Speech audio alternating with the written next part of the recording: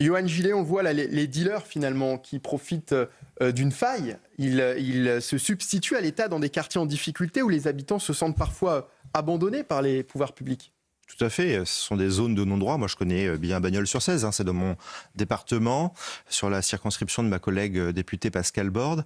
Et dans ces quartiers, ce sont des zones de non-droit où l'État a déserté. Il n'y a plus aucun service public. Quand je vois ce que font les dealers dans ce quartier, moi, je suis totalement consterné.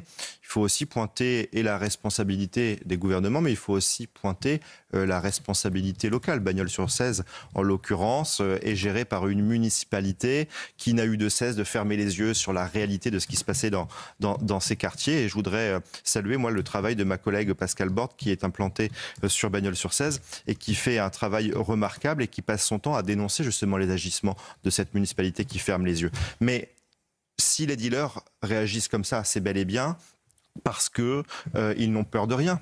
Parce que, je le disais tout à l'heure, ils n'ont pas peur de la réponse pénale.